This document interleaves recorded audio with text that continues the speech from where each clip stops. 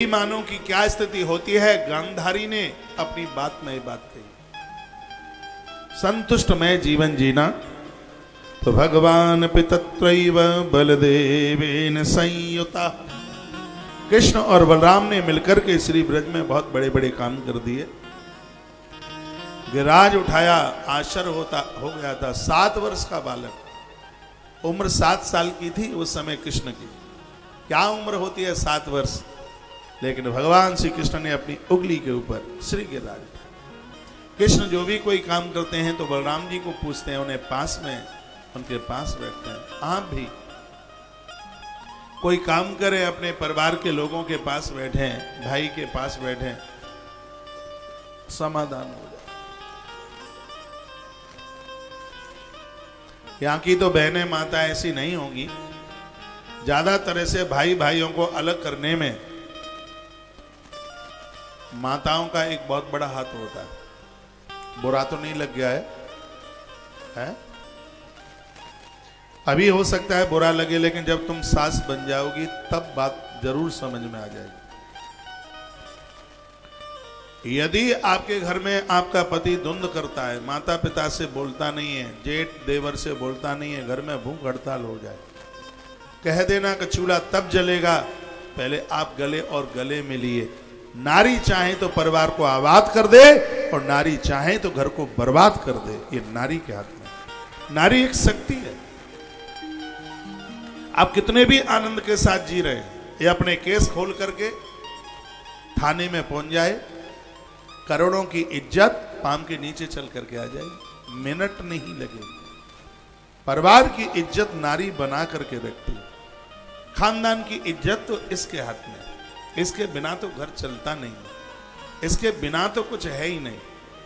तो मैं आज सूरजपुर की इस पवित्र व्यासपीठ से अति मुदित प्रसन्न होकर ये कहना चाहूंगा, यदि आपने मेरी व्यासपीठ की कथा को लाइक किया है, भूखे रह लेना, कम कपड़ों में रह लेना, लेकिन घर में द्वंद्व मत होने देना, झगड़े मत होने देना, कलह मत होने देना। ये बहुत बड़ा दुर्भाग्य है यदि आप में कोई ऐसे बैठे हैं जिन्हें भाई और भाई में बोल चाल नहीं है। ये बिल्कुल भी ठीक नहीं है। परिवार में 3 चीजों का होना जरूरी है, एक है सत्य और एक है प्रेम और एक है करुणा। घर में सत्य होता है तो घर अयोध्या बन जाता है, घर में प्रेम होता है तो वह घर वृंदावन बन जाता है, और घर में करुणा होती है तो वो घर काशी बन जाता है। क्योंकि शंकर करुणा के अवतार हैं, कृष्ण प्रेम के अवतार हैं और प्रभु राम सत्य के अवतार। जॉइंट फैमिली में चोरियां बहुत होती हैं, गले में हाथ मार दो, अकेले बाद में अलग अलग होंगे तब ये पैसा काम में आएगा, लेकिन चोरी का पैसा मोरी में जाता है, दवाइयों में चला जाएगा, बीमारियों में चला जाएगा। ईमानदारी कोई चीज, बड़े धन्यवाद के प्रतीक लोग हैं, ईमान ही जिनकी जिंदगी। जो जरूरत है, एक दिन और भी मैंने बोला, मांग करके ले लीजिए, क्या चोरी करनी है। इतने बढ़िया लोग, इतने इंसान लोग, इतने अच्छे इंसान लोग, और उनके पास में ऐसी ये गलत हरकत आती है कि ज्वाइंट फैमिलियों में बहुत चोरी होती है, और ऐसे छिपा के रख देंगे, साड़ू के यहाँ भेज देंगे, ससुराल में भेज देंगे, और कोई साड़ू का मित्र वहाँ पता ही नहीं लगे किसी को। और ये बिल्कुल ठीक नहीं है, ये बिल्कुल बढ़िया नहीं है। भागवत का अनुभव बोलता है। और ये सब परिणाम, सुख दुख सब इसी धरती पर है, स्वर्ग और नरक सब इसी धरती पर है। लोगों को तो लगता है कि पैसे वाले सुखी हैं। मैंने बड़े धनवान देखे इस धरती पर, इतने पैसे वाले देखे, पैसा है, बीमारियां भरी पड़ी हैं, पैसा है, बीमारी है, हाथ नहीं है, पाम नहीं है, आंख नहीं है, लीवर नहीं है, किडनी नहीं है, ये बीमार परेशान, क्या होगा उस पैसे का? तो जो भी हम कष्ट भोग रहे हैं वो सब हमारा प्रारब्ध है। पिछले बार तो प्रारब्ध में तो ठीक ठाक नहीं कर पाए, परेशानियां दिक्कतें आ गई, तो अब तो कुछ ऐसा कर लें भैया कि प्रारब्ध के ये दुखड़े कट जाएं। ये दान पुण्य क्यों होता है, पूजा पाठ तीर्थ यात्रा क्यों होती है? ये इसलिए होती है कि यदि पूर्व में हमसे कुछ गलत हो गया है तो किए गए पुण्यों के द्वारा उसको समाप्त कर दिया जाता है। तो ये इसलिए सत्कर्म, अच्छे काम इसलिए किए जाते। 7 दिन 7 रात्रि तक पानी गिरा, वहीं आ जाइए प्रसंग में। 7 ही दिन 7 रात्रि तक ही जल क्यों गिरा? कम ज्यादा गिर जाता, क्योंकि ये पानी गिरा है, ये वासना का प्रतीक है। ये भोग 7 दिन 7 रात ही बरस रहे हैं, कोई कोई बिरला इनसे बच पाता है। ये कोयले का डिपो है, इस कोयले के डिपो में यदि किसी का मुंह काला ना हुआ हो तो वो बड़ा बड़भागी है, भाग्यशाली है। और आज के समय में तो अपने चरित्र को स्वच्छ और शुद्ध रखना बहुत बड़ी बात हो गई है, बड़ी कठिनाई की बात हो गई है। ये 7 दिन 7 रात्रि तक गिरने वाला पानी, ये वासना, ये भोगों की वर्षा है। इससे कैसे बच पाओगे? जब इस उंगली के ऊपर गिराज धारण कर लोगे। इस उंगली को सतोगुण कहते हैं, इस उंगली को सतोगुण कहते हैं। और जब व्यक्ति के जीवन में सतोगुण चल के आता है तो वो देवता बन जाता है। उसके अंदर बेईमानी नहीं होती, उसके अंदर उसके निरअभिमानी हुआ होता है, अभिमान होता ही नहीं, उसे अपनी जिंदगी की चिंता ही नहीं होती। कभी कभी बंटवारे में लोग बड़े चतुरा होते हैं। 2 भाइयों में झगड़ा हो गया, जो एक दूसरा उसका भाई था वो थोड़ा सीधा साधा सा था, कुछ जानता ही नहीं था, गरीबी थी, घर में एक ही भैंस थी। बंटवारा हुआ, थोड़ा वो बड़ा वाला था। अब कोई बड़े वाले बैठे हों तो बुरा ना लगे, कभी बड़े बहुत अच्छे होते हैं, छोटे बड़े नटखट होते हैं, और कभी छोटे बड़े अच्छे होते हैं तो बड़े गड़बड़ होते हैं।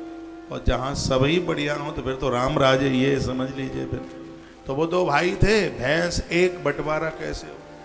तो बड़े ने कहा कि भैंस पीछे की मेरी और आगे की तेरी। अब वो था, वो उसको चारा खिलाए और बाल्टी लेके दोहने के लिए वो चला जाए, क्योंकि उसकी पीछे की है। अब वो बड़ा परेशान है कि चारा मैं खिलाऊं, दूध वो दो लेता है, बड़ी परेशानी। रजाई एक है, जनवरी का महीना था, ठंड थी ज्यादा, एक रजाई का बंटवारा किया। तो उसने कहा, बड़े ने छोटे को कहा, सुन सुन, दिन में रजाई तेरी और रात में रजाई मेरी। अब दिन में तो हल्की सी गर्मी रहती थी, ठंड तो रात्रि में ही होती। कभी कभी इन माताओं को दोष नहीं दिया जा सकता, नहीं दिया जा सकता। ये बड़े परिवार को लेकर बड़ी होशियारी के साथ चलती। तो उसकी पत्नी थी, वो बड़ी होशियार थी, बहुत होशियार थी। वो इधर की रही होगी, धर्मपुर साइड की, बाहर ही होशियार थी।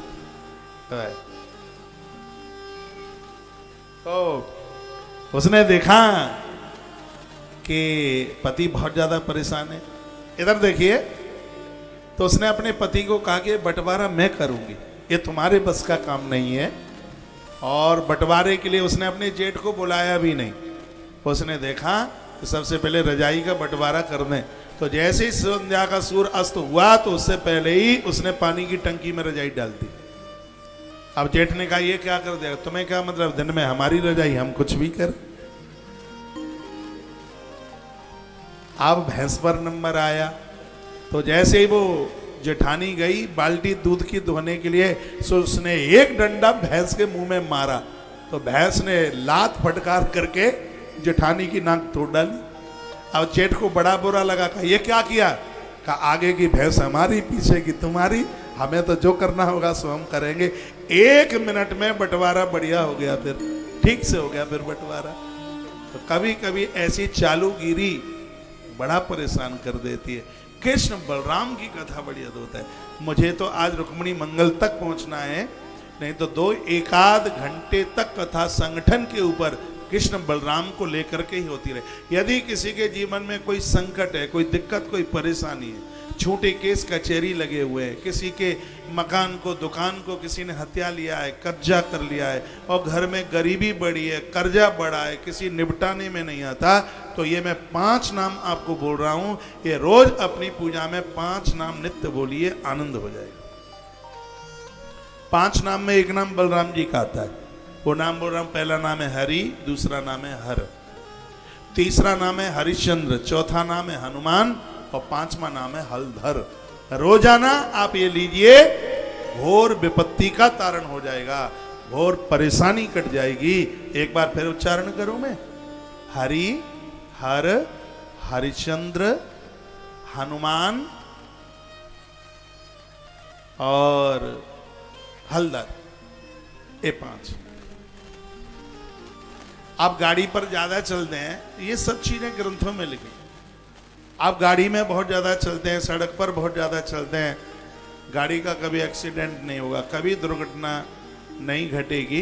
पवन देव ने अपने दूसरे पुत्र को वरदान दिया है।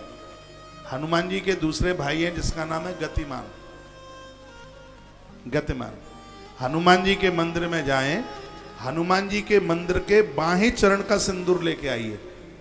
बायां चरण, हनुमान जी का बायां चरण बाईं साइड में, वो हनुमान जी की तरफ से बायां चरण, आपकी तरफ से नहीं, हनुमान जी की तरफ से उनकी बाईं टांग उसके चरण का सिंदूर लेके आइए और गाड़ी के ऊपर स्वस्ति बनाइए, स्टेयरिंग पर एक स्वस्ति बनाइए और उस सिंदूर से लिख दीजिए गतिमान। ये हनुमान जी के छोटे भाई को वरदान मिला है, जो तुम्हारा नाम लेकर के यात्रा करेगा उसके साथ कभी दुर्घटना नहीं घटेगी। हमारे ग्रंथ तो बड़े अद्भुत है, अब बहुत आनंद देने वाले। आपके लिए नई सी बात है, मेरे लिए पुरानी बात। 5 नाम मैंने आपको बताया, हरि हर, हनुमान, हरिश्चंद्र, हलधर। इनका स्मरण मात्र करने से घोर संकट नाशार्थम, बड़े से बड़े संकट टल जाते हैं। ये 5 नाम इतने प्रभावशाली हैं। क्या कर रहे हैं आप? इनको बैठे रहने दीजिए, बैठे रहने। और जो लोग आ रहे हैं उन्हीं के बीच में हो जाएंगे, एडजस्ट हो जाएंगे। काफी खुली जगह है उसमें, थोड़ा थोड़ा आ जाइए आगे, हल्का सा आ जाइए, थोड़ा थोड़ा जाए, नहीं जहां बैठे हो वहां से आगे नहीं, तो बीच में गैप है। घर में खुल के बैठते हैं, सत्संग में चिपक के बैठते हैं, बीच में गैप नहीं रहे, संख्या ज्यादा होगी, सबको बैठने को जगह मिले, थोड़ा थोड़ा बस आगे आ जाए, ठीक है। बोलिए बांके बिहारी लाल की जय, श्री हनुमान जी महाराज की जय हो। तो गोवर्धन यानी इष्ट, जीवन में 4 चीजों का होना बहुत ज्यादा जरूरी है। ये भी रिकॉर्ड कर लो या लिख लो। जिंदगी में 4 चीजों का होना बहुत ज्यादा जरूरी है। एक है संत, एक है ग्रंथ, एक है मंत्र और एक है भगवंत।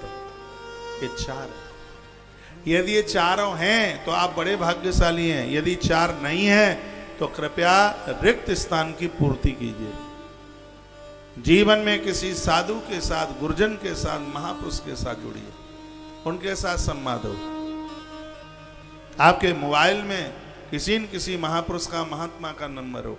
जब भी कोई दिक्कत परेशानी आवे तो आप उनसे अपना समाधान मांगे। जीवन में कोई न कोई ग्रंथ, रामायण, भागवत, गीता, जो भी आप पढ़ सकें, ये आपका समाधान बन जाएगी। स्वाध्याय करें, भले आधा पन्ना पढ़े। और एक आनंद की बात मैं आपको बता रहा हूं, आपके मन में कोई प्रश्न चल रहा है, यदि कोई ग्रंथ आप रोज पढ़ते हैं, नेत्र बंद करके उसको कहीं से खोल दीजिए, आपके प्रश्न का जवाब उस ग्रंथ के उसी पन्ने में आपको मिल जाएगा। हम लोग रोज ग्रंथ, आप मुझे मिलने को आते हैं, मेरे पास में कोई न कोई पुराण, कोई न कोई ग्रंथ रखा हुआ होता है। इसको अपनी जीवनी बना लीजिए, इसको अपनी जिंदगी बना लीजिए। जैसे आप मोबाइल के बिना नहीं रह पाते हैं, वैसे ही आप ग्रंथ के बिना मत रहिए। उसको पढ़िए, उसका स्वाध्याय कीजिए। जीवन में एक संत चाहिए, जीवन में एक ग्रंथ चाहिए और जिंदगी में एक मंत्र चाहिए।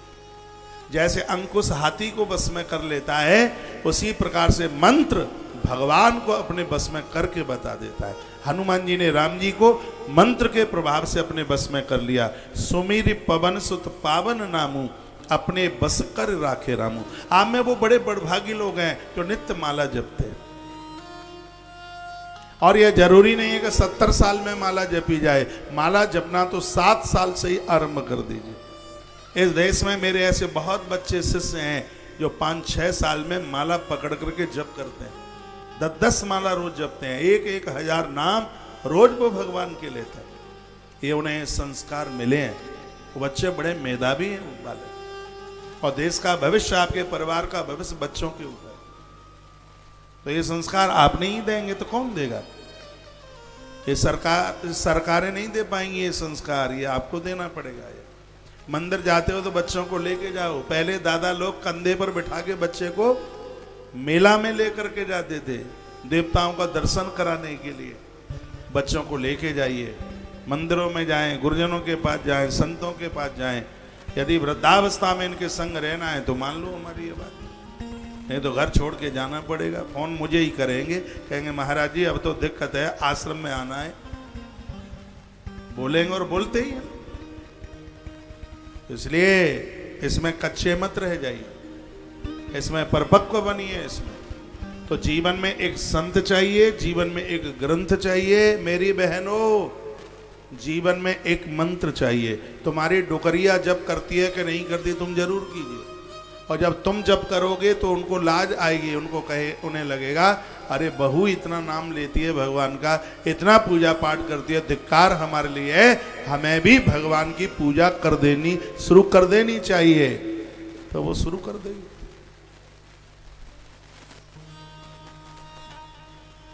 और चौथी बात है कि जिंदगी में एक भगवंत चाहिए, कोई न कोई इष्ट होना ही चाहिए। जैसे एक नारी के लिए पति, तो वो सब परिवार को देखती है, सभी देवताओं को पूजिए, लेकिन जिंदगी में एक विशेष देवता आपके जीवन में होना चाहिए। महादेव को स्वीकार कर लो इष्ट के रूप में, कृष्ण को स्वीकार कर लो, राम जी को स्वीकार कर लो, भूत प्रेतों को मत करना। ये सौम्य देव हैं, इन्हें इष्ट के रूप में आप स्वीकार करें। जीवन में कोई गुरु की बड़ी महिमा है, भारी महत्व है। एक कथा आती है वराह पुराण में।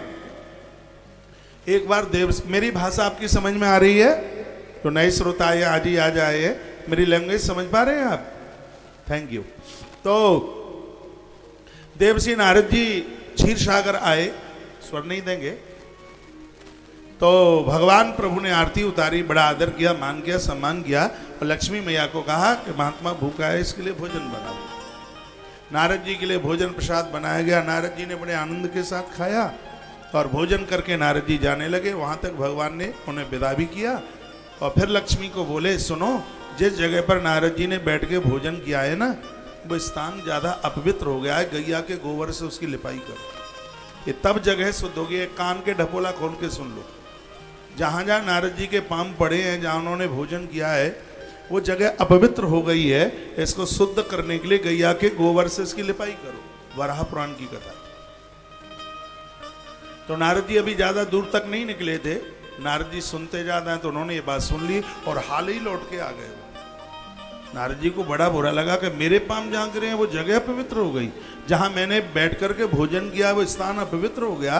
तो नारद जी ने भगवान को पूछा, यदि मैं अपवित्र हूं तो तुमने मेरी आरती क्यों उतारी? यदि मैं अपवित्र नहीं हूं तो उस जगह को गोबर से लिपाई की बात आप क्यों कर रहे हैं? तो भगवान नारायण बोले, नारद जी बुरा ना मानिए, तुम ब्रह्मा के पुत्र हो, तुम्हारा भेष साधु का है, आप महापुरुष का भेष लिए हुए हैं, इसलिए हमने आपकी आरती उतारी है। आप अतिथि हैं, इसलिए हमने तुम्हारी आरती उतारी है, तुम्हारा आदर किया है, तुम्हारा मान किया है। और गोबर से लिपाई की बात मैंने इसलिए कही है, नारद जी तुम्हारा कोई गुरु नहीं है, और निगुड़ी व्यक्ति के पांव जहां गिर जाते हैं वो स्थान अपवित्र हो जाते हैं। ये भगवान प्रभु नारायण के सब। जिंदगी नहीं है तब तक शुरू, जब तक जिंदगी में नहीं है कोई बढ़िया सा गुरु। गु शब्द अंधकारोस्ति ऋशब्द प्रकाशतः। गुरु अंधकार के दलदल से हमें निकाल करके प्रकाश के पहाड़ पर ले जा करके बिठा देता है। इसलिए जीवन में एक संत, एक गुरु चाहिए, जीवन में एक भगवंत चाहिए, जीवन में एक मंत्र चाहिए, और जीवन में एक ग्रंथ चाहिए। यदि ये चारों हैं तो अच्छी बात है, और नहीं है तो कृपया रिक्त स्थान की पूर्ति कीजिए। आनंद हो गया जब भगवान ने ये गिरिराज उठाया तो भूचाल धरती पर मच गया। ब्रजवासियों के बीच में मीटिंगें होने लगी।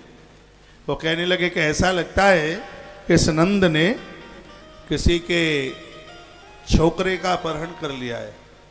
गणम सामृतकम नाम मेघा तस्सात्म कारणम। सामृतक नाम के मेघ ने जो घोर वर्षा करी और उस पानी का कोई असर नहीं हुआ ब्रज के ऊपर, धूल उड़ती रही। ऐसा लगता है करामाती जो बालक है ये नंद का नहीं है, ये कहीं से इसको किडनैप करके लाया। तो ये चर्चा सिरादे, ये चर्चा घर घर में चल रही थी। तो कुछ लोगों ने कहा वो तो हमने पहले ही कहा, बाबा गोरा अम्मा गोरी, ये कलुआ, ये काला है, ये तो लगता ही नहीं है इस खानदान का। अब ये मीटिंग हुई कि आया कहाँ से, ये काला है। ये चर्चा तो उस समय बहुत होती थी, माता पिता गोरे, ये काला क्यों। एक बार गोपियों ने पूछा था, कन्हैया ये बताइए श्याम सुंदर, तुम्हारा पूरा कुनबा गोरा है लेकिन तुम काले क्यों। तो कृष्ण कहते हैं, गोपियों तुम आंख में काजल लगाती हो, काजल लगी हुई आंखों में हम आके बैठ जाते, हम तो गोरे ही थे, तुम्हारी आंखों के काजल से हम कारे हो गए। कृष्ण बोले। एक दिन गायों ने पूछा कि तुम्हारा सब कुनबा गोरा है, प्रभु आप काले क्यों हैं। भगवान बोले हम तो गोरे ही थे, जब से तुम कारी कारी गायों का दूध पिया है तब से हम कारे हो गए। एक दिन मैया यशोदा ने पूछा, लला सब लोग कहते हैं हम गोरे, तू काला क्यों है। तो कृष्ण कहने लगे, मैया इसमें तो कमी तुम्हारी है। जिस दिन रात में हम जन्मे उस दिन अंधेरिया रात थी, उस दिन कालिमा छाई हुई थी, तू अपने बगल में हमें सुलाई थी और तूने हाथ से मुझे छाती से लिपटा लिया और एक टांग मेरे ऊपर रख दी। तूने जब हाथ से मुझे अपनी छाती से चिपकाया तो काला काला धुआं भी मुझसे चिपट गया और तूने मेरे कमर के ऊपर टांग रखी, तब से मैं टेढ़ा भी हो गया, बांका भी हो गया। एक ही रात में काला और टेढ़ा दोनों का दोनों में हो गया। एक दिन दुर्योधन ने पूछा, तेरा पूरा कुनबा गोरा है, तू काला कैसे है। तो भगवान ने कहा, ये धूर्त पापी कहेंगे, मैं तेरा काल बन करके आया हूं इसलिए मैं काला हूं। एक बार भगवती राधा रानी ने पूछा, कहा श्याम सुंदर ये बताओ तुम्हारा पूरा कुनबा गोरा है लेकिन तुम काले क्यों। तो भगवान कृष्ण बोले, राधे तुम न होती गोरी तो हम न होते काले। तो राधा ने कहा तो इसका मतलब क्या है। तो भगवान बोले कि गोरे के ऊपर काला ज्यादा जचता है, गोरे को काला आप पहना दो, कपड़ा इतना मलूक लगता है, और हम जैसे काले को यदि काला पहना दिया तो पंडाल छोड़ के भाग जाओगे। काले के ऊपर काला जमता नहीं है, गोरे के ऊपर काला इतना जमता है। तो भगवान बोले तुम गोरी हो इसलिए हम तो तुम्हारे दुपट्टे का काम कर रहे हैं कलुआ बन करके।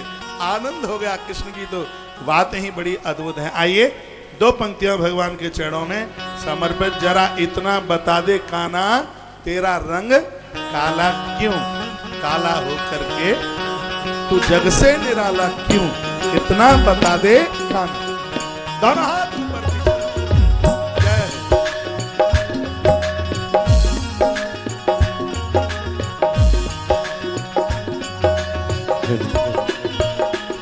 जरा इतना बता दे कान्हा तेरा रंग काला क्यों, जरा इतना बता दे कान्हा तेरा रंग काला क्यों। तू काला हो कर भी जमाने से निराला क्यों, तू काला हो कर भी जगह से निराला क्यों।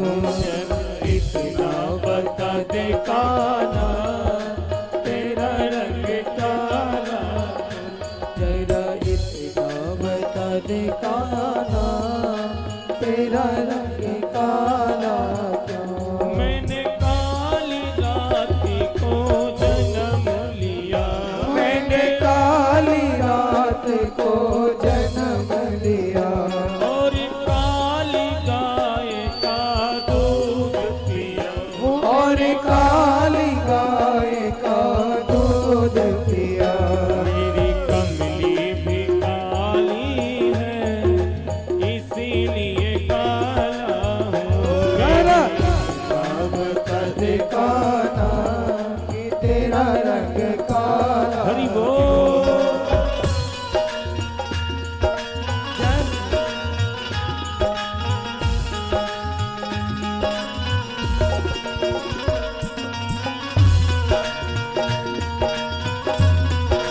सौले सरकार की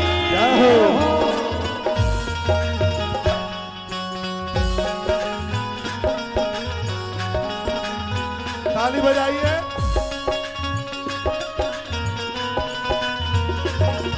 आप खाली टेंशन में बैठो।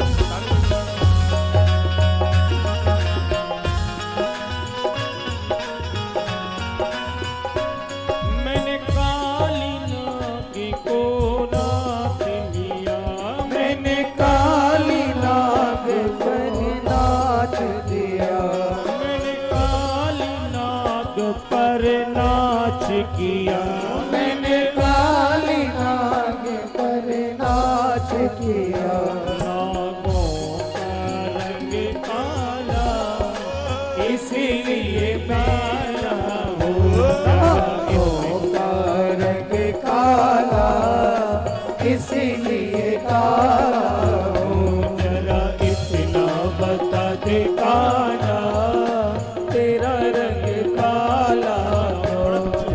चला दे।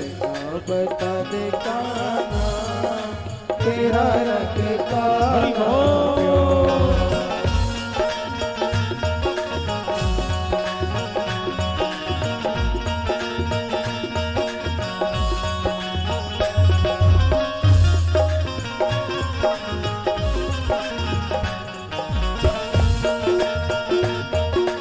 हरि बोल।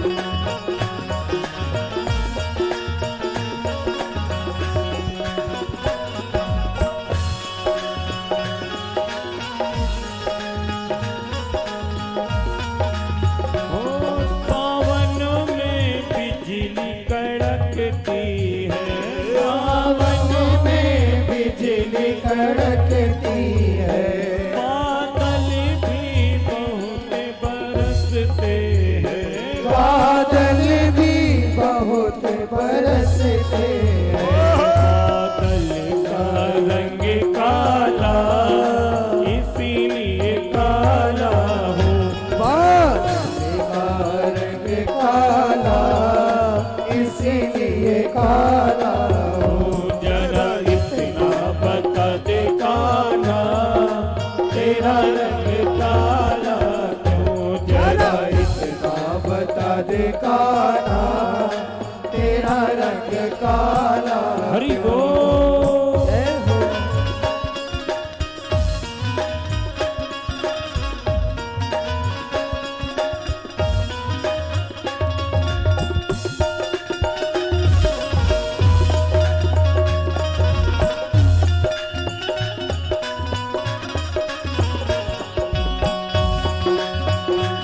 चला दे। वीडियो।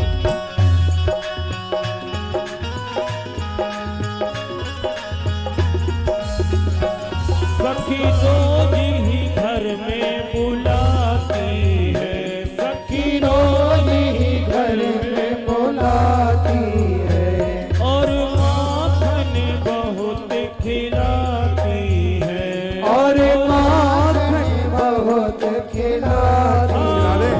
सखियों का भी दिल काला इसीलिए काला हो। सखियों का दिल काला इसीलिए काला हो। जरा इतना बता दे काना तेरा रंग काला। जरा इतना बता दे काना तेरा रंग काला क्यों। तू काला होकर भी ओ कान्हा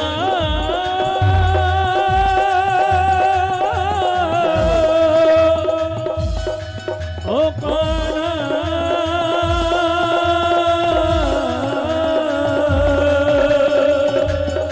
हे कान्हा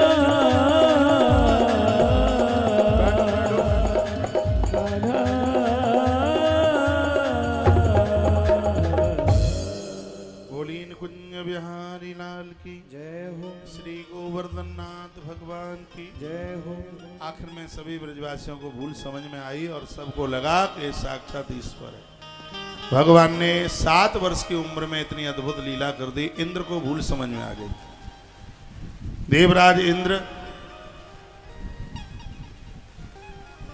अपने साथ में सुरभि नाम की गैया को लेकर के भगवान की स्तुति करने को आए।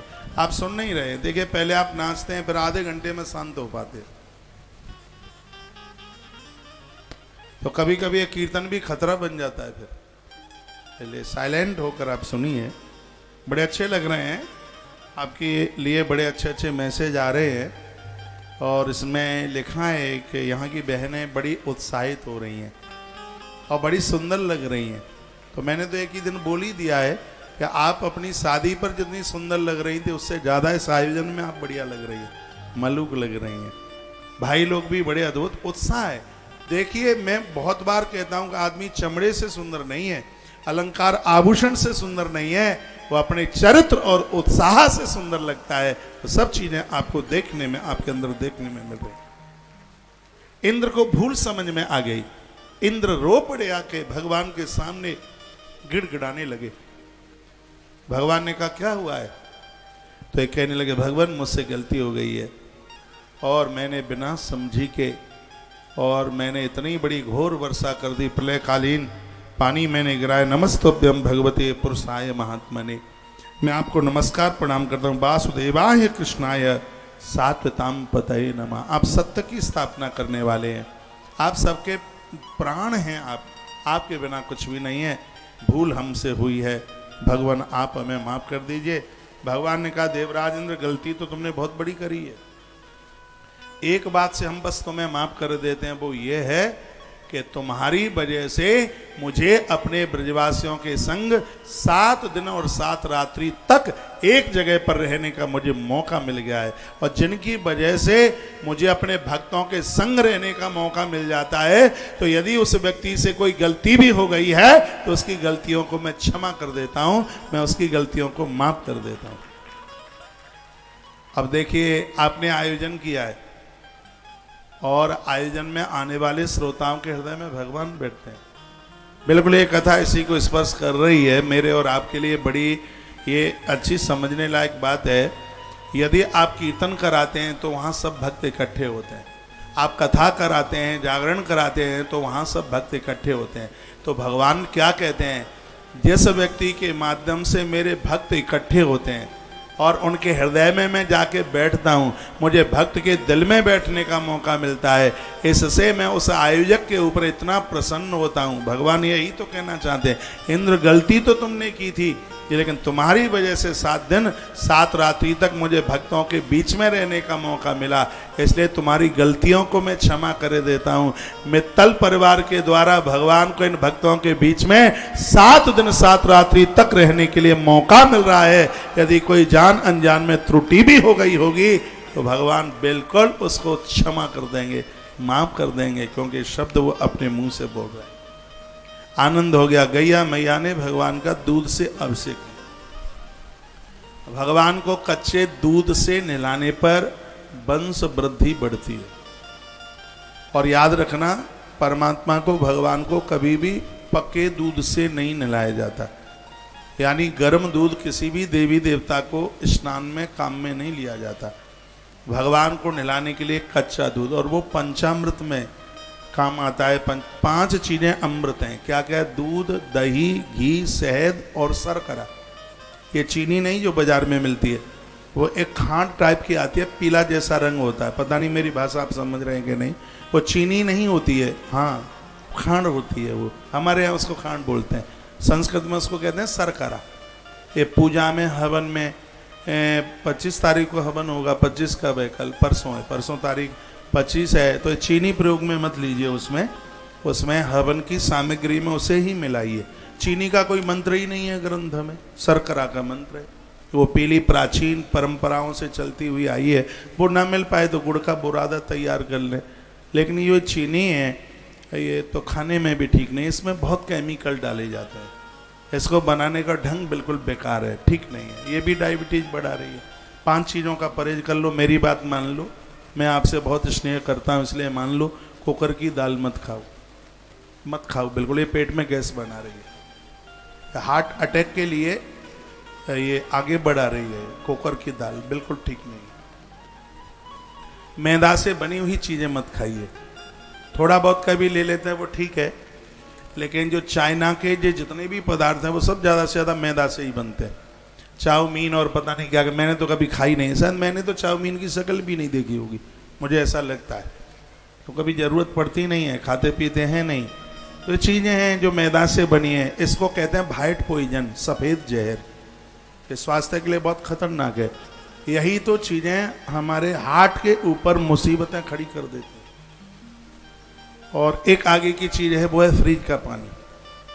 फ्रिज की रखी हुई चीजें और हाल ही उसको आप चूल्हे पर चढ़ा देते हैं, इससे थायराइड होता है। यदि फ्रिज की चीज आप गर्म कर भी रहे तो 45 मिनट का अंतर होना चाहिए। पहले उसको फ्रिज में से निकालिए। और कभी कभी ये फ्रिज में जब चीज रखी जाती है तो उसके ऊपर फफूंदा जैसा लग जाता है, सफेद सफेद लग जाता है। ये तो समझ लो कि जानलेवा है, प्राणलेवा है। फेंक देना, वो कितनी भी कीमती हो, चाहे वो मिठाई हो, चाहे वो सब्जी हो, टमाटर कुछ भी हो, वो खाने के लायक है ही नहीं। और फ्रिज में 2-3 दिन हो जाते हैं तो उसके ऊपर फफूंदा टाइप का वो सफेद सफेद लग ही जाता है उसके ऊपर। और इस स्वास्थ्य के लिए बहुत हार्मफुल, बहुत हानिकारक है। और एक 5वीं चीज मैं और आपको निवेदन कर रहा हूं, और वो है रिफाइंड। ये बहुत खतरनाक है। ये बहुत ताप पर ये इसको गर्म किया जाता है और फिर उसको बार बार उसको तपा तपा करके आप उसको यूज में करते हैं। यह स्वास्थ्य के लिए बिल्कुल भी ठीक नहीं है। पहला सुख है निर्मल काया। आप स्वस्थ हैं, जिंदगी का सबसे बड़ा सुख है। और आज के समय में आपको कोई रोग नहीं है। आप मेरी बात मान लीजिए, निरोगी, भले ही आपकी 500 डायबिटीज क्यों ना हो, इसका दावा मैं करता हूं छाती ठोक करके, 1 महीने में आपकी डायबिटीज 100 के आसपास होगी। हमने तो प्रयोग किया है, यूज किया है। 4 से इनको इंजेक्शन 2 कूचे जाते हैं, एक सुबह एक शाम को। वो भोजन ही तब करते हैं, पहले उसमें सुई कूचो। 450 जिनकी डायबिटीज, खाली पेट, ये तो मरने की पोजीशन है और क्या है। तो मेरी बात मान लीजिए, आपको स्वास्थ्य को बहुत लाभ मिलेगा। मैं लिखा रहा हूं, लिख लो। 50 ग्राम काली जीरी, रिकॉर्ड कर लो। 50 ग्राम काली जीरी, 100 ग्राम अजवाइन और 250 ग्राम मेथी के दाने। इनको अलग अलग भूनिए, अलग अलग। एक संग भूनोगे तो अजवाइन कमजोर है, वो जल्दी राख हो जाएगी, और मेथी कठोर है, वो देर में भुनेगी, तब तक ये खत्म हो जाएगा। काली जीरी, ये जीरा नहीं है, काली जीरी आती है। ये 50 ग्राम, ये मात्रा बता रहा हूं। और 100 ग्राम, 50 ग्राम काली जीरी, 100 ग्राम अजवाइन, 250 ग्राम मेथी। इसको पहले सुखाइए छाए में, धूप में नहीं। कोई भी औषधि देसी दवाई है, उसको धूप में नहीं सुखाया जाता। ये नहीं कि सीधे बाजार से लाए और आपने वो बना लिया है, नहीं, पहले उसको छाई में सुखाइए। और सुखाने के बाद इसको अलग अलग भूनिए। जब ये भून जाए तब इसको मिला लीजिए और फिर उसको मिक्सी में पाउडर बना लीजिए। और कांच की बोतल में इसको रख लीजिए। और सुबह और शाम खाली पेट 1-1 चम्मच मुख में डाल के फंकी लगाइए। फंकी लगा के ऊपर से गर्म पानी पीजिए, सुबह भी और रात को सोते समय। सुबह इसको लेने के बाद 1 घंटे तक कुछ नहीं लेना है, और रात्रि को सोते समय इसको लेने के बाद फिर सो ही जाना है, कुछ लेना ही नहीं है। मीठा छोड़ना पड़ेगा, आलू चावल छोड़ना पड़ेगा, हरी मटर छोड़नी पड़ेगी। हरी मटर में बहुत डायबिटीज है, ये आपको छोड़ना पड़ेगा। और आधा घंटा सुबह शाम आपको वॉकिंग करनी पड़ेगी। जिंदा चाहते हो तो कर लो भैया। ये कोरोना में सबसे ज्यादा मौत उनकी हुई है जिनको भयंकर बहुत भारी डायबिटीज थी। डायबिटीज अंदर से ऐसे गलाती है जैसे घुन लकड़ी को खत्म कर देता है। इसमें बिल्कुल भयभीत होने की जरूरत नहीं, इसमें बिल्कुल डरने की जरूरत है ही नहीं। इसको आप चुनौती दे देंगे, ये जड़ से उखड़ करके भाग जाएगी, आपके आसपास भी नहीं रहेगी। ये नुस्खा है, मैंने बहुतों के ऊपर यूज किया है और लोगों को 100% इसका फायदा मिला है। और कोई ऐसा नहीं है कोई बहुत ज़्यादा इसमें रकम लग रही है, बस थोड़ा बनाना है। तो मैं अपनी बहन माताओं को कहूँगा कि आपके सास ससुर को डायबिटीज है, परिवार में किसी को है, तो ये आप बनाकर उनको तैयार कर दीजिए और उन्हें देना शुरू कर दीजिए, फायदा मिलेगा। उनका मीठा कम कर दीजिए। गुलाब जामुन खाने की जरूरत है तो गुड़ की बना लीजिए, गुड़ डायबिटीज नहीं बढ़ाता, पुराना गुड़ हो तो वो आपको फायदा करेगा। आलू में बहुत है डायबिटीज, बहुत ज़्यादा। हाँ, आलू में एक गुण है, आलू खाने से बॉडी में दर्द नहीं होता, ये इसकी गुणवत्ता है।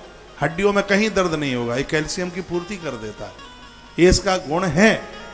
लेकिन आजकल वो खाद का आलू आ रहा है, दुनिया भर के केमिकल किसान लोग डाल देते हैं, तो वो भी बड़ा दिक्कत दे रहा है, परेशानी। नहीं तो घुटनों के दर्द के लिए तो इसको बड़ा वरदान माना गया। अब मैं तो कथा में आगे के लिए बढ़ूं, क्योंकि आज की यात्रा बहुत लंबी है। एक बार जयकारा लगाइए, बोलो भक्तवत्सल भगवान की जय हो। तो देवराज इंद्र ने भगवान की आकर के स्तुति करी, बंदन प्रणाम किया और कहा भगवान गलती हो गई, नमस्तोभ्यम भगवते पुरुषाय महात्मने। तत्पश्चात गैया मैया ने अपने दूध से भगवान का अभिषेक किया। बात ये चल रही थी कि देवताओं को कच्चे दूध से नहलाइए। दूध, दही, घी, शहद और शर्करा, ये 5 चीजें अमृत हैं। इनको नहलाने से क्या होता है ये सुन लीजिए। दूध से भगवान को स्नान कराने से वंश वृद्धि बढ़ती है, इसलिए तो गिरिराज जी की परिक्रमा गैया के कच्चे दूध से लगाई जाती है। दही से स्नान कराने पर दुश्मन भी आपका सम्मान करता है।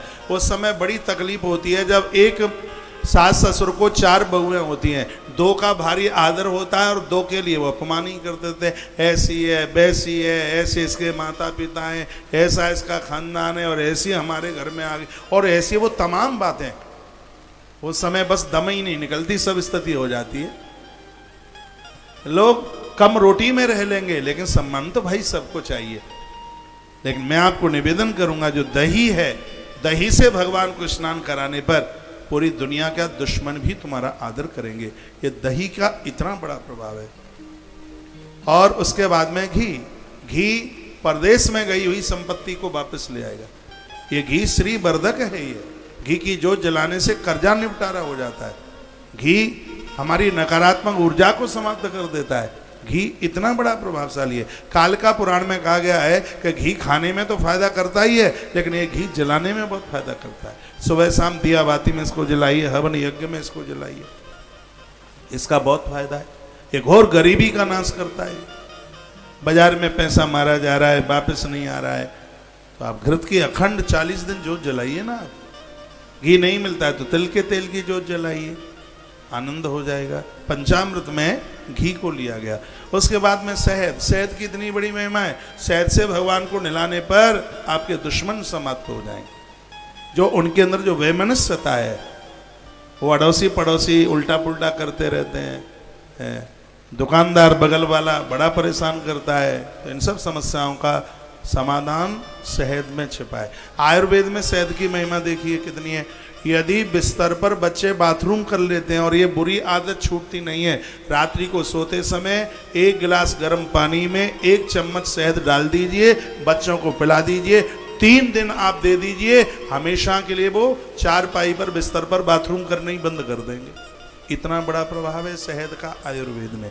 तो यदि किसी को शराब पीने की आदत है, छूटती नहीं है, किसी को धूम्रपान करने की आदत है, गुटखा खाते हैं, दांत इतने मैले कुचैले हो गए हैं, देखा नहीं जाता, इतनी सुंदर बत्ती सी उसकी क्या रेड मार करके रख दी है। मैं यहाँ से एक उपाय आपको बता रहा हूँ। गर्म पानी कीजिए, 2 गिलास गर्म पानी में 1 चम्मच आप देसी शहद, ये बाजारू नहीं, इसमें तो चीनी मिल के आ रही है, जो छत्ता अपनी आंखों के सामने से तोड़ा गया है, उसमें से निकला हुआ जो शहद, इसका सेवन कीजिए। 1 महीने में इतना अभ्यास बन जाएगा, यदि 1 ढक्कन भी शराब का जीभ पर पहुंच गया तो उल्टी हो जाएगी। इतना बड़ा प्रभाव आयुर्वेद में शहद का है। इसको गर्म पानी में, माताएं तालियां बजा रही हैं, आपके मतलब की बात है। शराबी आते हैं घर में तो किवाड़ में ठोकर मारते हैं सीधे। बड़ी दिक्कत है, बड़ी परेशानी है। जिन बेटियों के घर में, बहनों के घर में सुपारी खाने की भी आदत नहीं, लेकिन आज नशा ऐसा छाया हुआ है, शराबी पति मिल जाता है, ऐसी स्थिति हो गई है। बड़ा मुश्किल हो रहा है जीना। ये अपराध नहीं है, पाप नहीं है, पाप का बाप है, इससे बचिए। ऐसी जगह पर कलयुग रहता है जिसका खान पान ठीक ठाक नहीं। तो ये मैं पंचामृत की बात बता रहा हूं। शर्करा निष्कामता लेके आता है। तो पंच नद्या सरस्वती मप्यंत सुश्रुतसः, ये 5 चीजों को अमृत कहा गया है। इतनी बड़ी महिमा है इसमें। तो सुरभि नाम की गैया ने, सुनिए, सुरभि नाम की गैया ने अपने दूध से भगवान का अभिषेक किया। भगवान प्रसन्न हो गए। गौ माता भगवान की स्तुति करने लगी, कहने लगी, कृष्ण कृष्ण महायोगिन विश्वात्मा विश्वसंभवा। मैं यहाँ से श्लोक बोलता हूँ, हो सकता है आपकी समझ में ना आता हो। मैं निवेदन करना चाहूंगा कि इस कथा की सुंदरता संस्कृत भाषा से। संस्कृत भाषा तो ऐसे समझ लो जैसे अरहर की दाल में तड़का जीरे का, भोजन के बाद सूखा पापड़, सोते समय एक गिलास दूध। संस्कृत भाषा तो देव भाषा है, इसके बिना तो आनंद ही कहाँ है। आज गैया मैया ने प्रार्थना भगवान को करी और कहा, कृष्ण कृष्ण महायोगिन विश्वात्मा विश्वसंभव भवतालोकनाथेन सनाथा वयमुच्यतम। भगवान आपने मुझे अनाथ को सनाथ कर दिया, आपने आनंद कर दिया।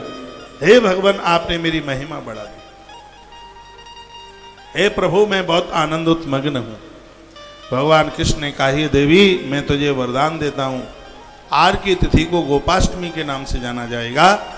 जो गोपाष्टमी के दिन एक गैया का गोदान करेंगे उन्हें 10,000 गायों का गोदान करने का फल प्राप्त होगा।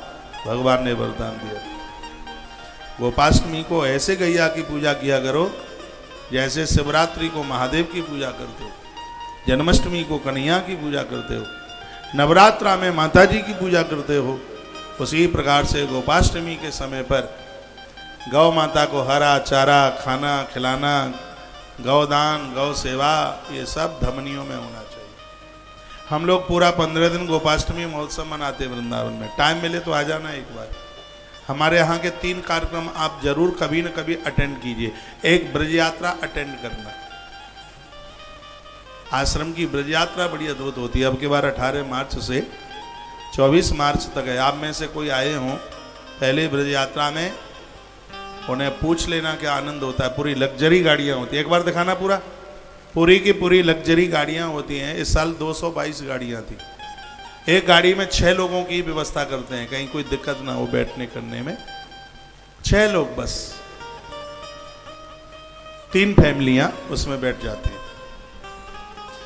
सुबह चकाचक भोजन करके जाते हैं, रास्ते में भोजन की व्यवस्था होती है और शाम को आकर के फिर गौशाला से यात्रा शुरू होती है। गौशाला में ही रात को आकर के पूरी होती है।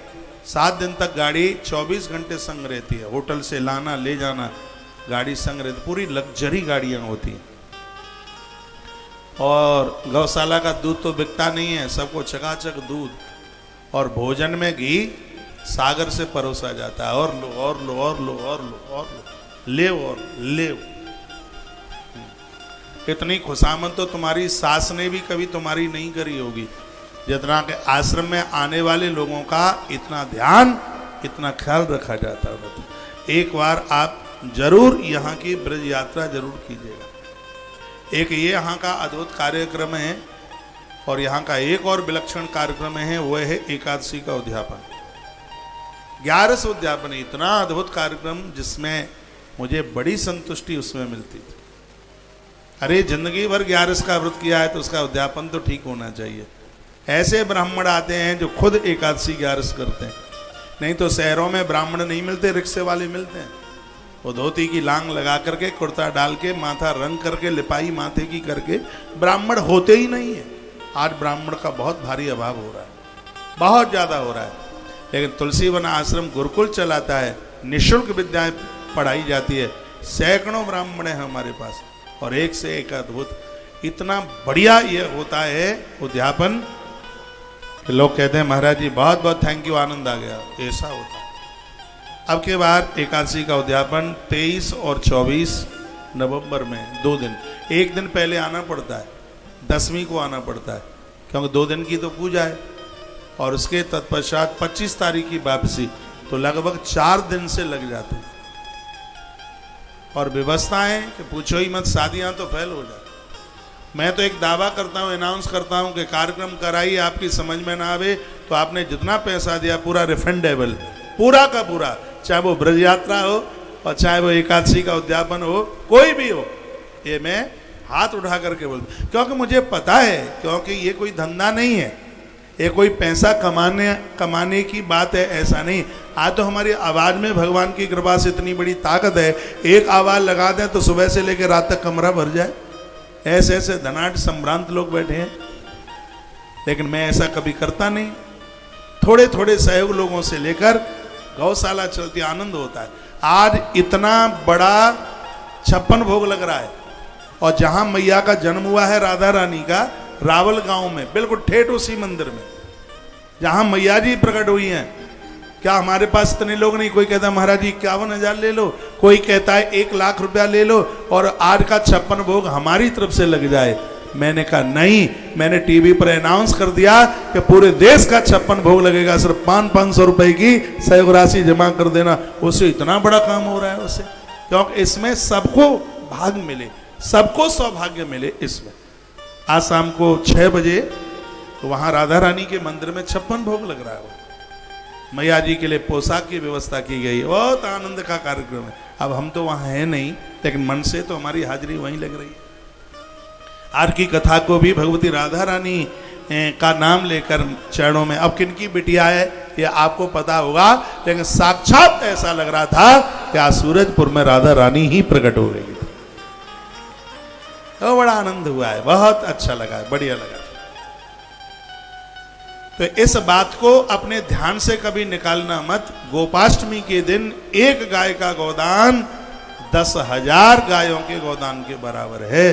भगवान श्री कृष्ण ने ऐसा वरदान दिया और तिथि का नाम ही गोपाष्टमी रख दिया।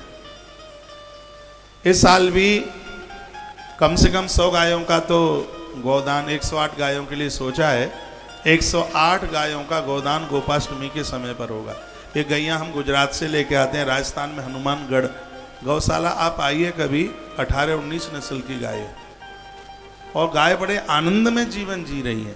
हर साल ये गायों का क्रय होता है और अब के बार मैंने ऐसा अनाउंस कर दिया है, जो पहले अग्रिम अपनी राशि जमा करा देंगे तो 27,500 रुपया ले रहे हैं, लेकिन गोपाष्टमी के समय पर गैया इतनी महंगी हो जाती है कि आश्रम को हर साल नुकसान हो जाता है।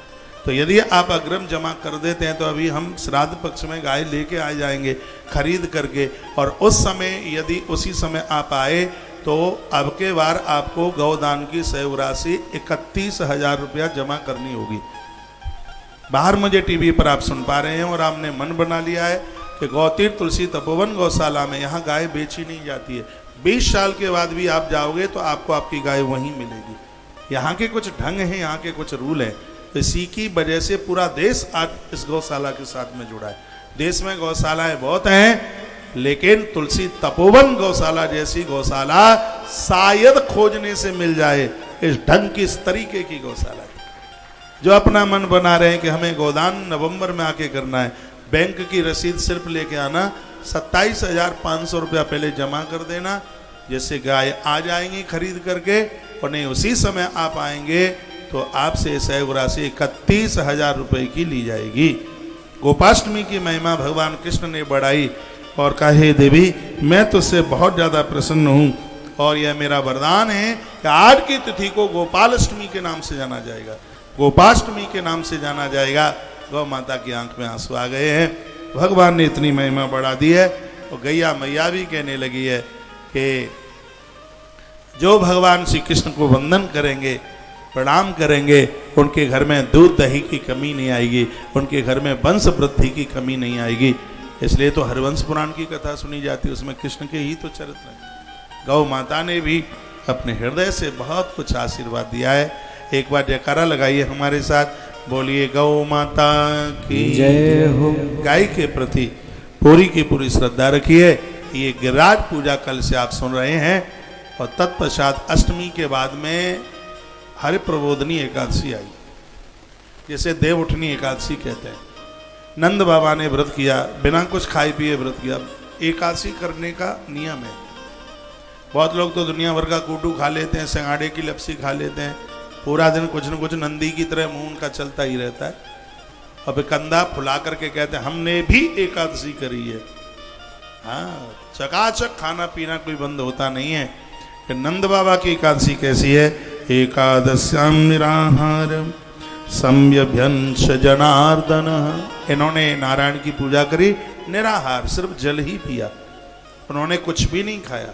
यदि एकादशी सिर्फ फल और दूध के ऊपर कर ली जाए तो इसका पूरा का पूरा फल मिलता है। एक बार आपने लिया तो पूरा फल है, और बार बार आप लेते हैं तो 50% उसकी कटौती होती है। दिन में यदि नींद आ गई है, रात के 12 बजे से पहले आप सो गए हैं, तो एकादशी का फल सिर्फ 25% 25% ही प्राप्त होगा। एकादशी के दिन यदि आपने साबुन, तेल, शैम्पू ये सब चीज़ें याद करी हैं, तो ऐसी एकादशी का फल सिर्फ 5% ही मिलता है और सब कट जाता है। एकादशी के दिन उबासी आई है, जैसे मुंह खुलता है ना, उबासी आई है, तो इससे भी फल में कटौती होती है। एकादशी के दिन कहीं आप दूसरी जगह भंडारे में, दूसरी जगह खाने पीने के लिए चले गए हैं, तो इससे भी उसके फल की कटौती। एकादशी की तो इतनी बड़ी महिमा है, वो पूरे नियम से हो नहीं पाती है। यदि एकादशी पूरे नियम से हो जाए और 12 वर्ष यदि किसी ने 11 का व्रत कर लिया है, भगवान द्वारकाधीश उस एकादशी करने वाले भक्त के सन्मुख आकर के खड़े हो जाएंगे। इस दुनिया में, सृष्टि में एकादशी के व्रत से बड़ा कोई व्रत है ही नहीं। यदि घर में कोई कष्ट में बूढ़ा आदमी है, प्राण नहीं निकल रहे, नारद पुराण में लिखा है, दीदी आप खड़े कैसे हैं? अच्छा हम दिख नहीं रहे यहां से, उधर बैठ जाओ। तो हाथ में गंगा जल लेकर के अपनी एकादशी संकल्प करके यदि किसी दुखित व्यक्ति को, रोगी व्यक्ति को दे देते हो, या तो वो खड़ा हो जाएगा या दुनिया छोड़ के चला जाएगा, वृद्धावस्था में वो कष्ट नहीं भोगेगा। एकादशी के व्रत की इतनी बड़ी महिमा। एकादशी के दिन चावल खाना कीड़े खाने की तरह। जितने दुनिया भर के पाप हैं वो सब एकादशी को अन्न में रहते हैं। द्वादशी के दिन जितने पुण्य हैं वो सब चावल में रहते हैं। भूल करके भी देखिए, आप एकादशी नहीं भी करते हैं तो 11 के दिन इतनी चीज़ें मत खाइए। क्या क्या मत खाइए? किसी भी प्रकार की दाल मत खाइए, मटर मत खाइए, चना मत खाइए, चावल मत खाइए। उस दिन ये लेना ही नहीं है। और कच्चा भोजन मत कीजिए। या तो दोपहर के समय में पराठा बना लीजिए या पूड़ी बना लीजिए, मीठा खीर बना लीजिए, खाए की समा के चावल की बना लें, सिंगाड़े की लपसी बना लें, ये चीज़ ले लें। आप व्रत नहीं भी कर पाते हैं तो इन चीज़ों को प्रयोग में बिल्कुल भी न लें। 3 दिन में एकादशी का व्रत पूरा होता है। 10वीं के दिन एक ही बार भोजन लिया जाता है, रात में नहीं लिया जाता। एकादशी के दिन एक ही बार फलिहार लिया जाता है, और द्वादशी वाले दिन भी एक ही बार भोजन लिया जाता है। तब ये 3 दिन में ये एकादशी पूरी होती है। और ग्रंथ में तो ऐसा वर्णन है, जिन्होंने 11 का व्रत किया है, ऐसे लोगों को स्वयं नारायण अपना गरुण लेकर के आते हैं। गरुण पर उसे बिठाकर भगवान अपने धाम में लेकर के चले जाते हैं। ये एकादशी मैया की इतनी बड़ी महिमा है। तुलसीवन आश्रम एकादशी मैया की गुफा जो बद्रीनाथ में थी, बद्रीनाथ में एकादशी प्रकट हुई है बद्रीनाथ में, तो आश्रम एक 11 मैया की गुफा बनाने के लिए जा रहा है। बहुत जल्दी बन जाएगी, जहाँ नारायण और 11 मैया के दोनों के एक साथ दर्शन होंगे। आप कर सकें तो आप एकादशी का व्रत चालू कर दें। कब से करना है? अभी चातुर्मास चल रहा है, चौमासे में कोई व्रत, एक गणेश व्रत जरूर आरंभ किया जाता है, और एक प्रदोष का व्रत शुरू किया जाता है, और सब व्रत दिवाली के बाद देव उठ जाए तब फिर शुरू कर लीजिए। अगेन में उत्पन्ना एकादशी से भी कर सकते हैं, और दिवाली के बाद में जो हरि प्रबोधनी एकादशी पड़ती है उस दिन से आप आरंभ कर दीजिए। और जब उसमें एक अधिक मास पड़ जाए उसके बाद उनका उद्यापन विसर्जन कर दीजिए, उद्यापन कर दीजिए। बहुत बड़ी महिमा है। एकादश्याम निराहार समभ्यर्च जनार्दन। नंद बाबा ने 11 का व्रत किया, तो एकादशी की रात्रि को सुबह द्वादशी लगने वाली थी, उनको लगा कि सवेरा हो गया, तो रात को 1:30 बजे जमुना जी में नहा लिए। 1:30 बजे, 3 बजे से पहले पानी को जगाया नहीं जाता, 3 बजे से पहले। इसलिए हम लोग कितने भी प्यासे रहे, 12 बजे के बाद पानी नहीं पीते। आप तो पीते रहिएगा, हाँ आप पीते रहे ना, तो आपका काम नहीं चलेगा। लेकिन 3 बजे से पहले नहाया जाता है, उसको आसुरी स्नान कहते हैं। 3 बजे से पहले नहीं स्नान किया जाता, 3 बजे से ब्रह्म मुहूर्त आरंभ होता है। और नंद बाबा से ऐसी गलती हो गई है कि उनको लगा कि सवेरा हो गया तो 1:30 बजे ही नहा लिए रात को, वरुण ने अपने अनुयायी को भेजा और वो पकड़ करके घसीट करके नंद बाबा को ले गए और वरुण लोक में ले जा करके डाल दिया। इधर देखा तो नंद कहीं है ही नहीं। सब लोगों को बड़ी चिंता हो गई है, बड़ा दुख हुआ कि बाबा कहाँ चले गए, बाबा कहाँ चले गए। सो देखा कि नदी के किनारे बाबा के सब वस्त्र वगैरह रखे हुए थे, लगा के बाबा पानी में डूब गए क्या। कन्हैया ने कहा तुम लोग इंतजार करो और मैं अभी पता लगा करके आता हूँ। और उसी समय भगवान श्री कृष्ण और वहाँ से चल पड़े और सीधे वरुण लोक पहुँच गए। वरुण देवता ने भगवान को आते हुए देखा, खड़े होकर स्वागत सम्मान किया, कहा नमस्तोभ्यम भगवते ब्रह्मणे परमात्मने। 3 शब्द वरुण ने भगवान को बोले। एक कहा कि हे ब्रह्म आपकी जय हो, हे परमात्मा आपकी जय हो, हे भगवान आपकी जय हो। 3 वाक्य बोले। वेदांती उन्हें ब्रह्म कहते हैं, योगी उन्हें परमात्मा कहते हैं और भक्त उन्हें भगवान कहते हैं। ये श्लोक 2 बार व्याख्यान भागवत में इसका हुआ है। और उसके तत्पश्चात वरुण की आंख में आंसू आ गए। तो भगवान ने कहा कि हमारे पिताजी को तुम कैसे उठा करके लेके आए। और पुत्र वही है जो माता पिता के कष्टों का तारण कर दे, निवारण कर दे। आप सुन नहीं रहे, इधर देखिए। और बीच में गैप बिल्कुल मन छोड़ना, क्योंकि पंडाल खचाखच भरने वाला है, जगह मिलेगी नहीं बैठने के लिए, इसलिए बीच का गैप समाप्त करके ही बैठना है। तत्पश्चात वरुण देवता ने हाथ जोड़ के कहा अजानता माम के मूढ़े ना कार्य वेदना। भगवान, ये मेरा जो पार्षद था, मेरा शिष्य था, वो अजान था, वो जानता नहीं था, वो मूढ़ था। और उसने तुम्हारे पिता को पकड़ करके वो यहाँ ले आया, उसकी माफी मैं आपसे मांगता हूँ। तो एक कथा क्या कहती है मालूम है? एक कथा कहती है कि बच्चे यदि गलती करके आ जाएं तो आप उनके हमदर्दी मत बनिए, गलती का साथ मत दीजिए। जिन बच्चों ने जहां गलती किया उनसे आप माफी मांगिए। आप उनसे कहिए बच्चा है, इसने गलती कर दी है, बेटा ने गलती कर दी। कभी कभी ऐसा होता है, बेटा गलती करके आ जाता है और पापा लाठी लेके निकल आता है घर से। ये बिल्कुल गलत है। गलती का एहसास होना चाहिए। घरों में भी ऐसा होता है, देवरानी का बेटा जेठानी के बेटे ने कूट दिया, हाँ, वो लड़ने को और चली गई, बेटा भी उसी का ही पीट के आया है और बेल ना लेकर के और पहुंच गई है। ये देख लीजिएगा। बच्चों से गलती हो गई है तो बोल दो ना, बच्चों से गलती हो गई है, मैं इनको हटकूंगी। लेकिन वो हटकना तो होता नहीं है, फिर ताल ठोक करके लड़ने को, युद्ध करने को और तैयार हो जाती है। मैंने देखा है कि एक ने तवा मारा फेंक के, टांके 40 आए। ऐसा देखिए, अन्याय के पक्ष में बिल्कुल रहना ही नहीं है। मुझे भगवान वरुण देव की बात इतनी बढ़िया लगी, उनकी आंख में आंसू आ गए और वो रो पड़े। उन्होंने क्या कहा, अजानता मायके मूढ़े ना कार्य वेदना। ये मूढ़ है, अविवेकी था, इसको समझ नहीं थी। गलती का एहसास प्रभु मैं करता हूँ, गलती इससे हो गई है, आप बस हमें क्षमा कर दीजिए, गलती हो गई हमसे। क्या सुंदर वाक्य बोला। अजानता माम कई ने मूढ़े ना कार्य वेदना।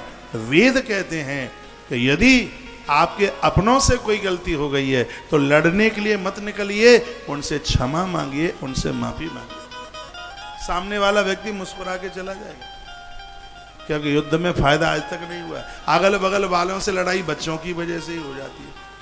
गली मोहल्ले में वो झगड़ा लड़ाई करके आ जाते, उसी के लिए बोलचाल बंद हो गई, लड़ाइयाँ हो गई।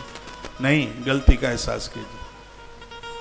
वरुण देव ने भगवान की आरती स्तुति करी। तत्पश्चात नंद बाबा को कृष्ण लेकर के आए मृत्युलोक में। सगरे ब्रजवासी दौड़ के आएगा, बाबा तुम कहाँ चले गए थे, बाबा तुम कहाँ चले गए थे, कम से कम बोल के तो जाते, कहाँ चले गए थे तुम। आंख में आंसू आ गए नंद बाबा के में। और नंद बाबा ने कहा, बेटा क्या बताऊं, मैं तो साधारण सा इसको बालक समझ रहा था, लेकिन अपनों तो बेटा साक्षात भगवान है। वरुण ने मुझे जेल में डाला, लेकिन कन्हैया की उसने आरती उतारी। सगरे ब्रजवासी कृष्ण के पास आ गए और बोले, लाला हमने न्यों सुनिए तू भगवान है। वो मित्र मित्र जैसी बातें, कहाँ बिल्कुल कहा तो तेरे पास बैकुंठ होगा? कहा है ना, हमें दिखाई दे। कृष्ण ने कहा आंखें बंद कर लो, सबको बैकुंठ का दर्शन करा दूंगा।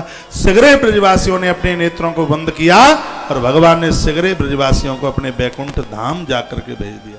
स्वयं भी गए, गद्दी पर जाके बैठ गए। दरवाजे पर जय और विजय दोनों भगवान के पार्षद। तो ऊपर के लोकों में रहने वाले लोगों की कुछ विशेषता है। जो देवलोक में रहते हैं उन्हें पसीना नहीं आता, उनकी परछाई धरती पर नहीं गिरती और उनके आंख के पलक ऊपर से नीचे नहीं गिरते। ये ऊपर के लोक में रहने वाले देवों की ये विशेषता है। तो जब वो जय और विजय खड़े हुए थे तो पलक नीचे गिर नहीं रहे थे। तो ब्रजवासी ने एक से दूसरे से पूछा, भैया न्यों बताओ कि हाड़मास को आदमी है कि पत्थर की कोई शिला है? अरे जाके आंखें ऊपर से नीचे क्यों नहीं गिर रही? तो ब्रजवासी उनकी पलकों के सामने हाथ से यूं करने लगे, यूं जाके। तो जय विजय ने कहा, ग्वारियो सीधे खड़े रहते हो कि अभी धुनाई पिटाई करे? तो ब्रजवासी बोले, अरे ये तो सांचू माचू को बिल्कुल हमें तो मारे गो। ब्रजवासी थर थर कांपने लगे। इतने में अंदर से आवाज आई और कहा कि भगवान ने तुमको बुलाया है। ब्रजवासी अंदर गए, कन्हैया ने खड़े होकर स्वागत ब्रजवासियों का किया।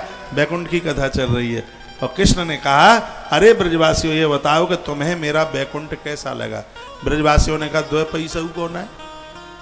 2 पैसा कौन है? कहा क्यों?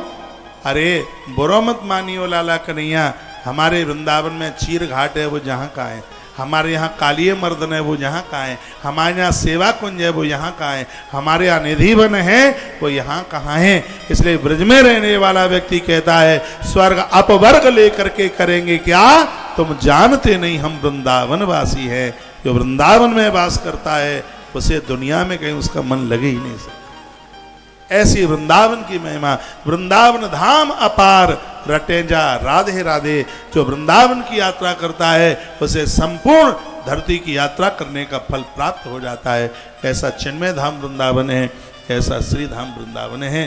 फिर नंद बाबा की 11 का वर्णन किया गया और उसके तत्पश्चात भगवान पिता रात्रि शरदोत्फल फुल्ल मल्लिका वीक्षरन्तुम मनश्चक्रे योग मायामुपाश्रिता।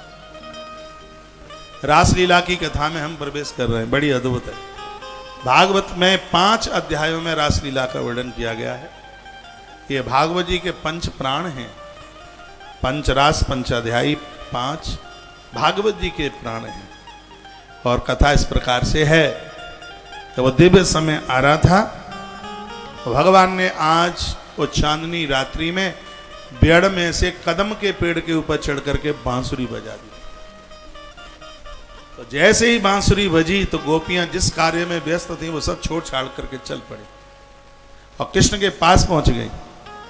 वर्णन है, स्वागतम वो महाभाग। भगवान ने कहा, गोपियों तुम्हारा स्वागत है, तुम्हारे लिए प्रियम किम करवाणे, वाह आपके लिए मैं क्या इतना बढ़िया करूं जिससे तुम प्रसन्न हो। ब्रजस्यानामयम कश्चित ब्रूतागमन कारणम।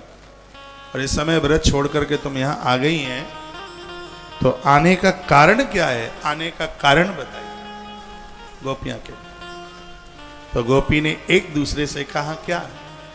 ऐसी बाजी रे, ऐसी बाजी रे मुरलिया यमुना की तीर बहन में तो दौड़ कर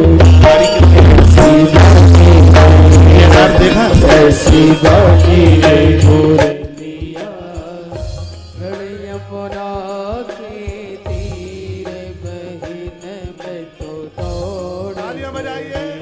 ऐसी बाजी रे, ऐसी बाजी रे मुरलिया यमुना के तीर बहन में तो दौड़ पड़ी। जय हो। अपनी हस्तरेखा हमें दिखाइए हाथ उठा के। जय हो। सबकी रेखाएं बदलेंगी।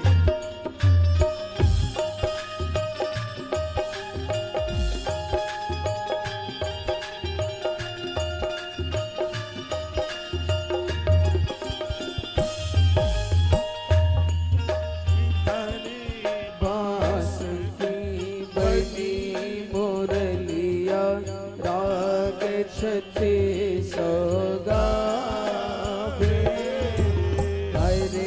बांसुरी बनी मुरलिया राग छत्तीसो गावे सोने सोने की मुरली के धुन को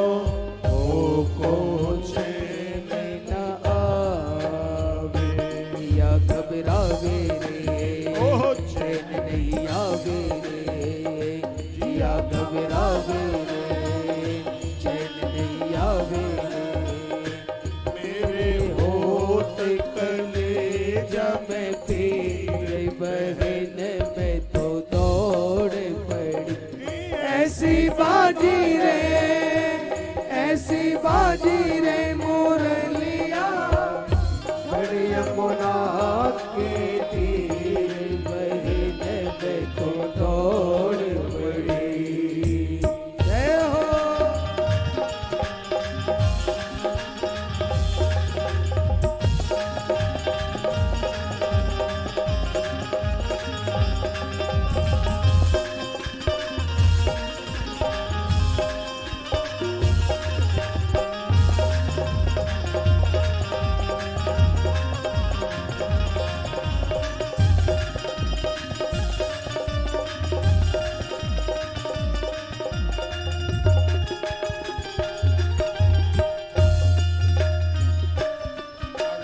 ओट दबाई के जा मुरली को करिया फिर मटकावे ओट दबाई के जा मुरली को करिया फिर मटकावे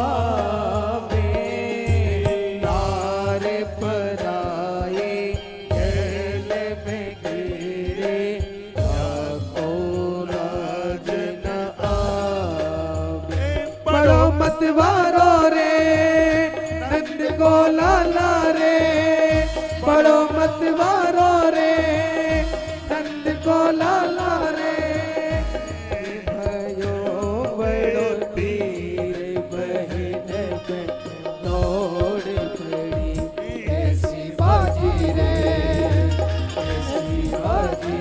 मुरलिया बड़ी यमुना के तीर बहन में तो दौड़ पड़ी ऐसी बाजी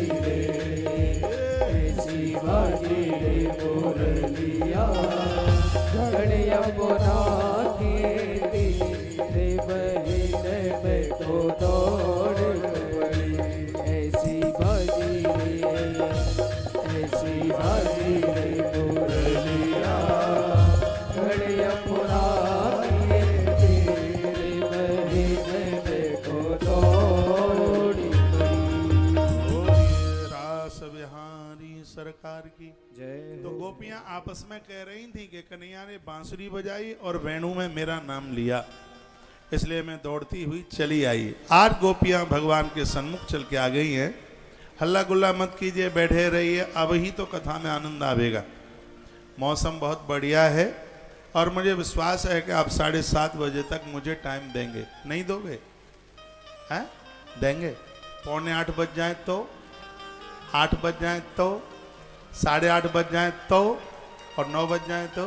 धन्यवाद है आपके लिए, क्या कमाल के श्रोता। तो इतना बजाएंगे नहीं, आप चिंता न करना।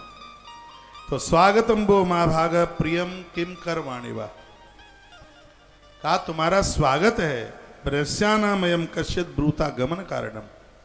राधे माइक मोबाइल इधर रखो। ब्रूता गमन कारणम, आने का कारण क्या है बताइए। तो गोपियां बोली कि पहले एक एक करके आपने हमें बुलाया है और हम आ गई हैं, तो पूछते हैं कि आने का कारण क्या है। भगवान ने कहा बातें मत बनाओ।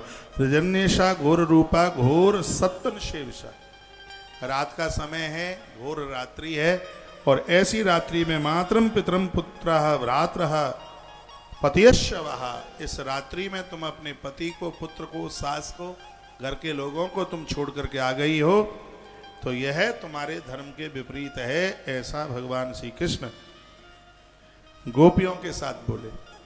और कृष्ण ने क्या सुंदर बात कही, वो कहते हैं भर्तु सुषुणम श्रीणाम परो धर्मो यमाया। बहनों सुन लीजिए, कृष्ण का शब्द है कि नारी के लिए पति सेवा से बढ़कर इस मृत्यु लोक में कोई सेवा नहीं है। पति सेवा से पातिव्रत धर्म उसके लिए सबसे बड़ा धर्म है। स्वयं भगवान के शब्द हैं, भगवान कहते हैं भर्तु शुश्रूषणम श्रीराम परो धर्म यमाय, उसके लिए परम धर्म है। गोस्वामी जी ने भी रामायण में बोला, यही ते अधिक धर्म नहीं, एक ही धर्म एक व्रत नेमा, काय वचन मन पति पद प्रेम। नारी के लिए एक बहुत बड़ा धर्म है कि मन वचन और कर्म से वो पति की बन करके रहे, उसके हाथ में उनकी सेवा हो। अब बूढ़ी माताएं बैठी हैं, वो कहेंगी महाराज जी ये देवियां पति को तो पूछती रहेंगी, लेकिन हमारा क्या होगा। तो हमारे ग्रंथ में कहा गया कि पति की सेवा करना है धर्म, और इन वृद्धों की सेवा करना है परम धर्म। यही ते अधिक धर्म नहीं, दूजा सादर सास ससुर पुत्र। भगवान कहते हैं हे देवियों, जो नारी पातिव्रत जीवन जीती है प्रकृति उसके बस में हो जाती है, पूरी प्रकृति उसके बस में होती है। और भगवान ने उस समय एक बड़ी अद्भुत कथा सुनाई। कृष्ण कहते हैं कि हमारे इस ब्रज में एक अग्निहोत्रीय ब्राह्मण रहता था, रोजाना यज्ञ करता था, हवन करता था, उसके बाद ही वो पानी पीता। उसके आंगन में हवन कुंड जिसमें आग जलती ही रहती थी। एक दिन ऐसा हुआ, वो कहीं बाहर से हारा थका हुआ आया था, पत्नी ने उसे पानी पीने को दिया, पत्नी के घुटने पर मस्तिष्क रख करके वो सो गया, उसको नींद आ गई। घर में छोटा सा एक बालक था, 1.5-2 साल का बच्चा होगा।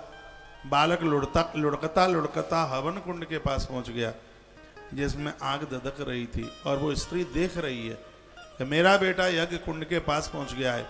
पति को जगाती हूं तो मेरा पातिव्रत धर्म नष्ट होता है। पति को जगाने से यदि पातिव्रत धर्म नष्ट होता है तो जो देवियां पति के पीछे लाठियां लेकर के भागती हैं उनका कौन सा धर्म नष्ट होता होगा, भगवान ही जाने भैया। पति को जगाइए, ट्रेन निकल रही है उसको जगाइए, भोर हो गया है, समय ज़्यादा हो गया, उसे ऑफिस जाना है, उसे जगाइए। और रात को 2 बजे तुम उसको कंधा में हिला हिला के क्यों मुझसे बात क्यों नहीं करते, क्यों मुझसे बात क्यों नहीं करते, क्यों मुझसे बात क्यों नहीं करते, तो इसको अपराध कहा गया। इसको